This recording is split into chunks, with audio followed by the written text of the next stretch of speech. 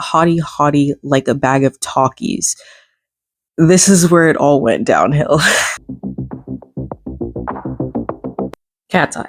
That's a group that we've all heard about a billion times recently, right? Whether it's from the Manal hiatus situation, the whole Pinky Up drama, whether it was all the way back from Gnarly, you've heard about them. I guarantee. It's reached pretty much all corners of the internet at this point, and I think a lot of people are wondering what happened. Katseye had such a promising start, and recently it's just been kind of everywhere for all the wrong reasons. Today I'm just gonna do like a little bit of a recap of everything that I've perceived with Katseye and where it all went wrong. So just to start off, I am a Katseye fan, okay? So everything that I say here is coming from a place of love and admiration for the girls. Everything that I critique is critiquing Hybe and Geffen, and I'm pretty much gonna refer to both of them as one entity under Hybe. I know that they're two separate things, but it takes a long time to say Hybe and Geffen every single time. And also some of the things, we don't know if it's Hybe or if it's Geffen's doing. So we're just gonna say Hybe. Hybe is the root of all evil. So I got into Katseye probably around their debut. It was summer of 2024. And I remember it started by me seeing people doing the debut dance. And I would see the comments and people were like, how do you already know the dance? They just debuted. And the thing that kept grabbing my attention was the high kick. When people would be throwing their leg all the way up in the air, I thought that was crazy. So I was like, what is this group? And so I found out it was Katseye. And then when I looked into it a little bit more, it looked like K-pop. I've never really been a K-pop fan. I have respect for it, but it's just never really been my thing. So I was like, okay, whatever. Probably not for me. But then I remember a TikTok of them dancing to Touch came across my For You page, and I was hooked. And I was like, wait, this looks really cool. Like, I thought that it was a K-pop group, but then looking at them, I was like, wait a minute. Wait a minute. So I started getting into them. I started listening to their songs. I started watching their performance videos. Eventually, the documentary came out, and I watched that, which I'll get to that in a second. And I just kind of became a really fast fan. I learned the debut and the Touch dances really quickly. I really fell in love with the group. So then the documentary came out, which is pretty much infamous at this point. It's on Netflix. It's called Popstar Academy. They released it just after the girls debuted, and it kind of covered their process of training to be in the group. It started all the way from them being scouted to when the group was announced. And we got to see them train. We got to see them perform. Some of the girls got injured as the girls were getting eliminated. It's honestly a roller coaster. I've watched it probably twice now, and twice is, I think, enough. But it's definitely worth a watch if you haven't seen it yet and you are interested in Katseye like I was.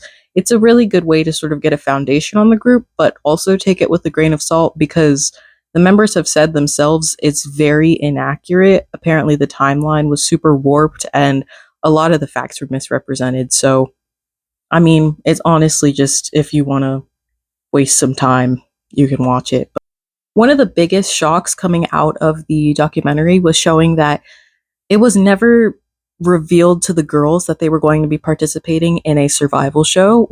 The survival show is a method used in a lot of K-pop group formations where the girls are sort of pitted against each other in an attempt to create this like competitive spirit where they're all fighting for a chance to be in the group as opposed to just trying to like appeal to the higher ups of Hybe or whatever. They didn't tell the girls when they first started the program that they were going to be participating in a survival show. In the documentary, they specifically said that the girls asked, is this going to be a survival show? Because they didn't want any part in that. Hybe was like, no, this isn't a survival show. Like, don't worry about this. Like, the executives just kind of like push it under the rug.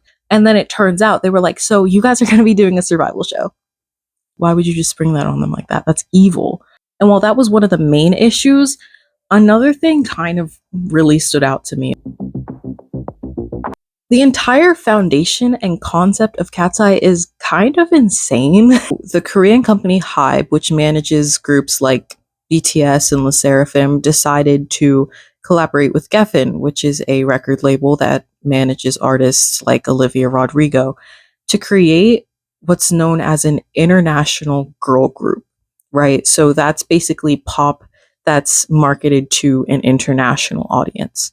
I know a lot of people have called Katseye and like the concept out for drawing so heavily from K-pop culture without really like calling themselves K-pop, but K-pop has a lot of diverse roots as well. So Katseye also gives a lot of credit to K-pop when they are talking about their style and their inspirations. But that's not really what stood out to me. What stood out to me was the concept of an international girl group. It sounds really promising at first. It sounds really cool. Like it's going to be all inclusive. It's going to be, something that a lot of young girls can see themselves in.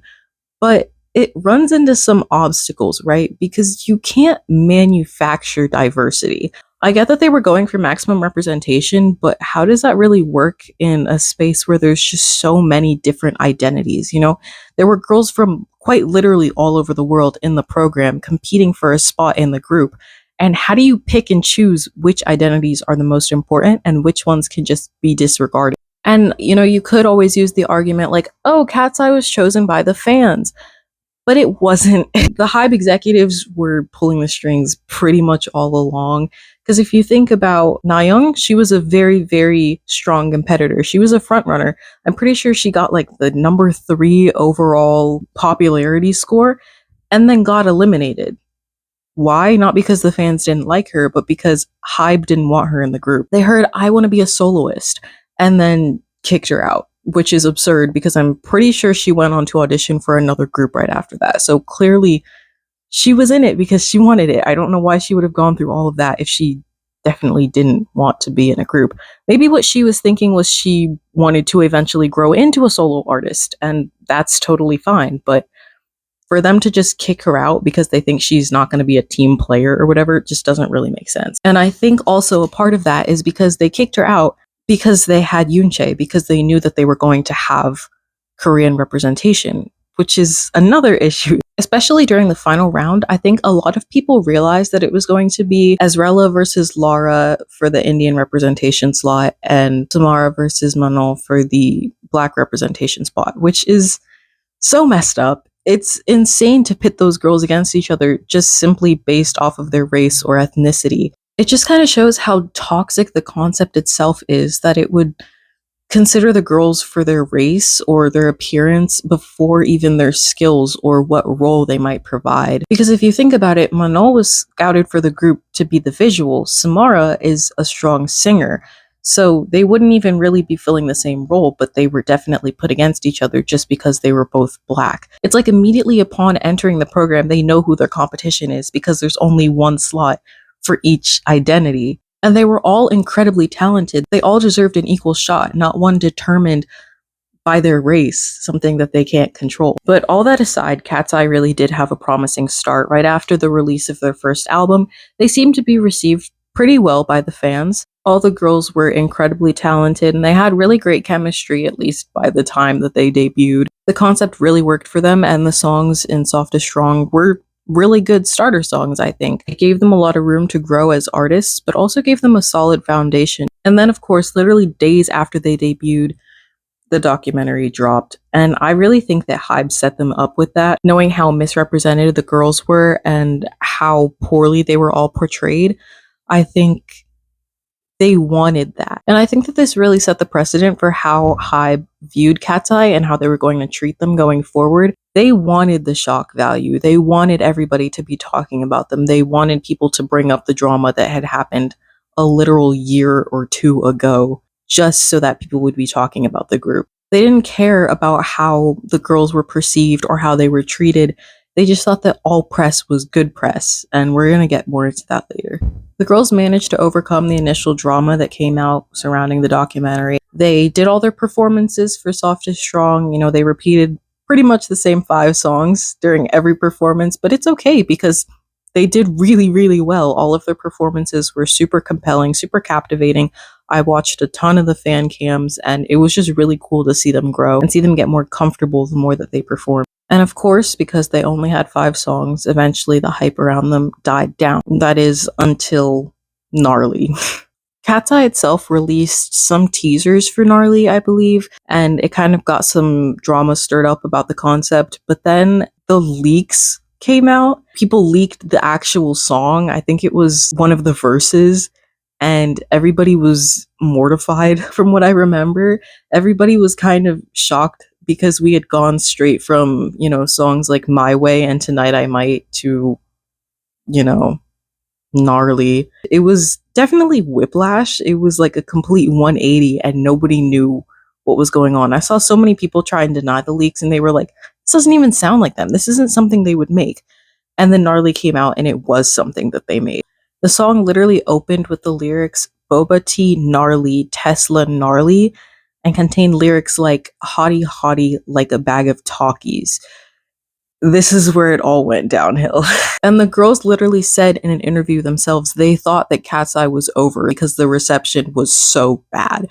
Yes. Well, the very first day it dropped, I'm not even gonna lie, I was texting the group chat. You came like, to our room. Is it over? Are we over? We were Is this knocked the out end of of our sleep. like freaking out, because no one liked it. They ask you how you are, you just have to say that you're fine. I remember for the first few days after the song came out, it was really bad. I first listened to the song when it came out. I was at work and I realized, I was like, oh my gosh, the new Katseye song just came out. Let me listen to it. So I pull it up, I'm listening to it, and my face is just progressively like getting more and more scared because I was like, what am I listening to? Like it just sounded like noise. Then the great turnaround, the biggest 180 that I have ever witnessed on the internet. It literally went from people saying Katseye is over to being like, stan Katseye, because they released performance videos of the girls dancing to the song, and the dance 100% saved the song. It went from just absolute nonsense to a song that was like I was blasting from my speakers. It was suddenly really, really great. I learned the dance. It was like a completely different song, and it was shocking how fast it happened. But it happened, the song was saved, the group was saved, and everything managed to go forward. Then the release of their second album, Beautiful Chaos, sort of saved them from descending completely into slop content. You know, songs like Gabriella and Game Boy really stood out to me because they showcased the girls' vocals. Game Boy is my personal favorite song that they've ever released. I think it's just perfect. I love the wordplay. I love the dance, especially how many different games they incorporated into it. And of course, I love that Manon is singing a ton in it because I love her voice. But during the Beautiful Chaos era, something did start to worry me. Katseye started releasing more brand deals than songs. We love the Gap ad. The Fendi ad was pretty cool, and even the Monster High collab was super unique. You know, how often do you see girl groups collabing with a toy brand that you grew up with? But they've had nearly 30 brand deals, like 30, and they have only released 15 songs to date, not including the Dream Academy ones like Dirty Water or any of their remakes like the MIA song for Valorant. The Seraphim, which is a very popular K-pop group also under Hybe, has half the number of brand deals that Katseye has, and they debuted in 2022, 2 years before Katseye even started releasing songs. So it pretty quickly became clear that Katseye's entire thing of internationality wasn't actually to appeal to fans like Hybe promised, but it was just to expand its marketing reach as far as possible. They can collaborate with brands that typically only Westerners interact with, and it still works for the fan base. And I mean, that's great from a business perspective, but from a consumer's perspective, not so much. It became annoying, at least to me, after a little bit of scrolling through Katseye's TikTok page and seeing a different collaboration with a different brand, like every 2 swipes in between them doing the gnarly dance like 30 times. It was getting stale. It was getting frustrating because I see them coming out with all of this new brand content and no new songs. It started to make me wonder, is Katseye a pop group or is it just a group of influencers? That's not as appealing to the average fan that doesn't have thousands of dollars to spend on merch and collabs. We came for music and we're being given $22 smoothies that, from what I've seen, don't even taste good. But that's the thing. Hybe and Geffen have remained like notoriously silent through all of the group's controversies. They never step in to defend any of their members or clarify any of the misunderstandings between the group and its fan base. That is, until February 20th, that a horrible, horrible day. Manol's hiatus announcement came out after months of fans pointing out the group and the company's mistreatment towards her. There were things like excluding her from photo shoots, blocking out her face on the Glossier billboard, and allowing the idea of her being lazy or uncommitted to the group just spread like wildfire among the fan base, never stepping in to be like, hey, Manol is a very valued member of Katseye. Nothing like that. We just got a TikTok of her being like, guys, I'm here. I'm fine. Wow. Hey, people. But nothing from the company, nothing from the group. And it's been known by fans with eyes and ears that Manol always becomes the scapegoat when things go wrong or when she has to step out to take care of her health, and then all of a sudden she's not committed to the group and she's dragging the group down and everything. And that makes no sense. I have always said, even since the documentary, right? Because people get so angry about her missing practices or missing performances. And the thing is, everybody knows that the K-pop training method is insane. It's so rigorous, it has literally killed idols. So I'm not understanding why people see an issue with her taking a break to focus on her health. People love to see all of the other idols that do suffer through it and say, look, they do it. Why can't Manol? Maybe because she shouldn't have to. She shouldn't have to put her life on the line for something that, quite frankly, she was scouted. She was brought in. Why would she work herself to death for something that she was drawn into? That doesn't make any sense. And you shouldn't expect anybody else to do that. It's absurd. So to me, she never really seemed lazy or non-committal. She just seemed like somebody who knows her limits, and I respect her for that. And this criticism of her has persisted into her hiatus and even gotten worse in some cases. Half the fan base thinks that Manol is on hiatus because she's not committed to the group and she doesn't want to do the work that comes with stardom. And the other half of the fan base, like me, feels like maybe she was pushed out because of how she's already been mistreated and misrepresented. But for some reason, Hybe still will not come out and just say what's going on. Manol even took to Weverse after the announcement of her hiatus to say that things that were happening were beyond her control, which contradicted Hybe's claim that she was taking a break for her health and well-being. It's just not adding up. And it's starting to look more and more like she's not coming back. Her appearing on stage with Pink Panthers at Coachella and being in the crowd when Katseye was performing, it's very clear that if she could perform, she would be there. And then you've got people speculating what might be going on between the members, and people are hating on Laura, people are hating on Danny and Megan. It's just getting worse and worse, and you've got solo stands turning against each other. Even devoted icons are just getting caught in the crossfire. It's horrible, and Hybe still won't say anything. They just won't stand up for anyone. It obviously would be in their best interest to dispel some of these rumors, but I really think that they like the buzz. I think that they like people talking about Katseye. We've seen a lot of high-profile sites making posts about Manol and about her hiatus and about the mistreatment of Black women in the music industry. And even though this looks horrible for them, I think they like it. And that's horrible because it's showing that they don't actually care about their members or their public images. And I see a lot of people, especially K-pop fans, saying the whole, like, you guys don't even know what a hiatus is, and it shows, like, obviously she's coming back. But the thing is, I'm not even a K-pop fan, and I can tell that this is not how a hiatus works. They're completely acting like she never existed, like she's not a part of the group. She's like Voldemort, like they're not even allowed to say her name. It's not right. And moving forward with their new era, with their new album called Wild coming out, there's one concern of mine that persists. Who is this group's audience? I am so confused because they release Kids Bop music that has swearing. They wear pretty mature outfits on stage and they're twerking. And it just doesn't really seem to be in any sort of specific niche. Like, their sound is very childish. I've played some of their songs for some of my family members and they're like, you listen to this sounds like something an elementary schooler would listen to, especially when you hear songs like Touch or My Way that are very repetitive and very lighthearted, sort of. It does come across as sort of childish. Then some of their newer songs I just don't know.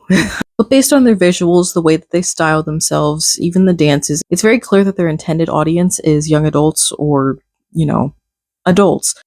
And I know Hybe cannot pretend not to notice their kid fan base. I have seen so many kids, both like online and in person, doing the gnarly dance, wearing katseye merch. But it's ridiculous. So you know that there's these 10-year-olds out here listening to their songs. Of course, that's not really the fault of Hybe or the group.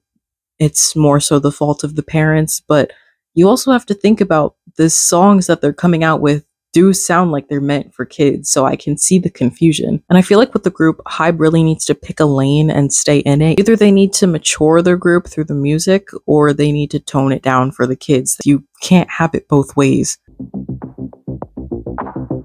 And then we see our most recent releases, Internet Girl and Pinky Up. They're receiving a lot of the same backlash that Gnarly did upon release, but this doesn't seem to be going away. The performance videos have come out, the dances have come out, and even though I can see some people that are like, this isn't that bad, like I can actually vibe with this, overwhelmingly I have seen that people don't like them. I feel like they kind of got a one-time pass for Gnarly, but now they're really pushing it and trying to apply it to other songs, and it's not going to fly with the fan base.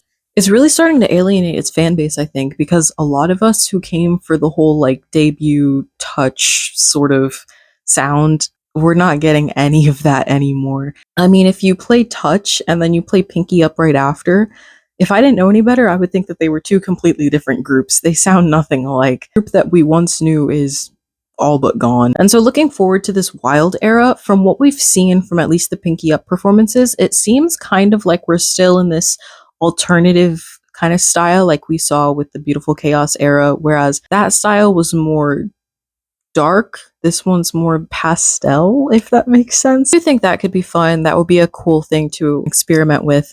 I really like Megan's hair. I will say that. I have loved her hair through all of the eras. I like that they really experiment with her style and everything, and while a lot of times it does kind of fall flat, oh my god, what is that? her hair has consistently been a great eye catcher, I think. I really do believe that the girls have done the best they could with what they've been given.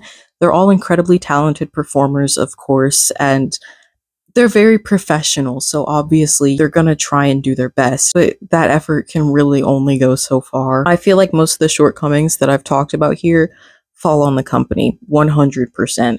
Hybe really needs to change things up and fast. If they continue the way that they have been, then it's really clear Katseye is just going to continue being like a money-making machine, fronting as a girl group. And in my opinion, I'm like, just let the girls write and produce their own songs. We already know that they can. We've seen what they can do. We've seen their talents that they show on their own accounts. We know that they are more than capable of making their own music.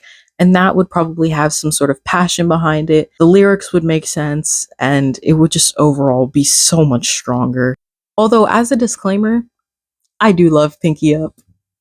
I do love Pinky Up. I think that it's a really good song, and I play it like 3 times every day. I think it's really fun. I think it's hyperpop, and I think if you get it, you get it, and if you don't, you don't. Internet Girl, I fear I didn't get that one. It takes a lot for me to not like a song. I have a very broad music taste, so when I come across something that I genuinely am like, this is not good, that's when we're in rough territory. And I really feel for the girls, I do. They went through so much to even be a part of this group, and now this is what's happening.